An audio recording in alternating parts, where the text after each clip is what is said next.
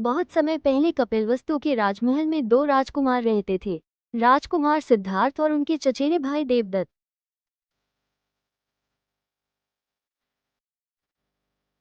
सिद्धार्थ दयालु और शांत स्वभाव के थे, जबकि देवदत्त घमंडी और कठोर मन का था। एक दिन दोनों राजकुमार महल के बगीचे में खेल रहे थे। देखो सिद्धार्थ, मेरा निशाना कभी चूकता नहीं। जंगल के सारे पक्षी मेरे तीर से डरते हैं। राजकुमार होने का मतलब है ताकत और विजय, और यह शक्ति सिर्फ मेरे पास है। ये बगीचा, ये शिकार, ये जीत, सब मुझसे शुरू होकर मुझ पर ही खत्म होते हैं। तुम दयालु बनकर कुछ नहीं कर सकते सिद्धार्थ। असली शूरवीर वही है जो जीत हासिल करे।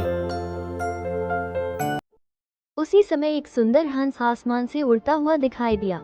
सिद्धार्थ ने उसे देखकर प्रसन्नता महसूस की, पर देवदत्त के मन में शिकार करने की इच्छा जागी।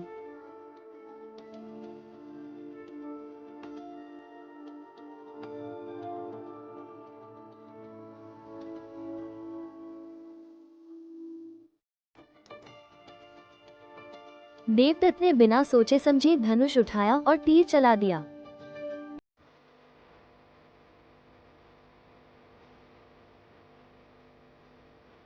तीर हंस को लगा और बेचारा पक्षी आकाश से नीचे गिर पड़ा।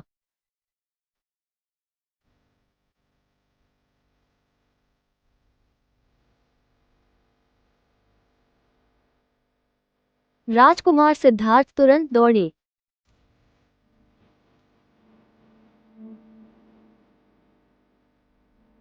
उन्होंने बड़े प्यार से तीर निकाला और घायल हंस को अपनी गोद में उठा लिया।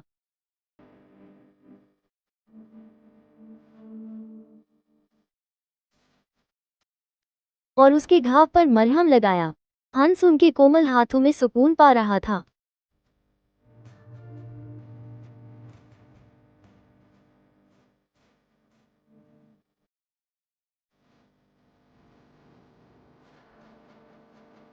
ये हंस मेरा है, मैंने इसे मारा है, इसलिए यह मेरा शिकार है।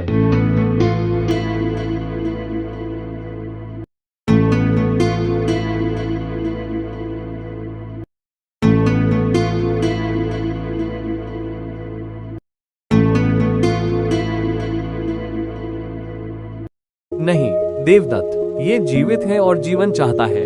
यह उसका है जो उसकी रक्षा करता है, न कि उसका जिसने उसे मारना चाहा।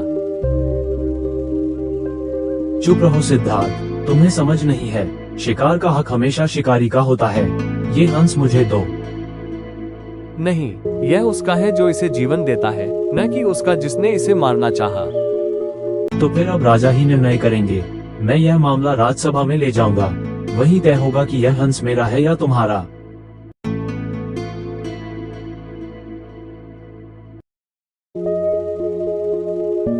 मामला इतना बढ़ गया कि दोनों राजकुमारों को दरबार में जाना पड़ा।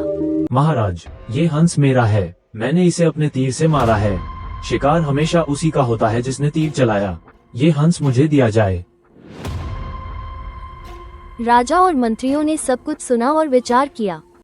जो जीवन बचाता है वही सच्चा स्वामी है, इसलिए ये हंस सिद्धार्थ का है।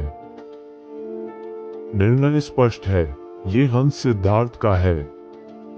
सिद्धार्थ ने हंस की देखभाल की जब तक कि वो पूरी तरह स्वस्थ न हो गया, और फिर एक दिन उन्होंने उसे आजादी दे दी। प्यारे हंस, अब तुम स्वस्थ हो चुके हो। तुम्हें पिंजरे में कैद करना मेरे लिए उचित नहीं। तुम्हारा घर यह खुला आसमान है। उड़ो, स्वतंत्र होकर उड़ो। वही बालक सिद्धार्थ महान बुद्ध बना, वो प्रकाश पुंज जिसने पूरी मानवता को करुणा, दया और अहिंसा का अमूल्य संदेश दिया।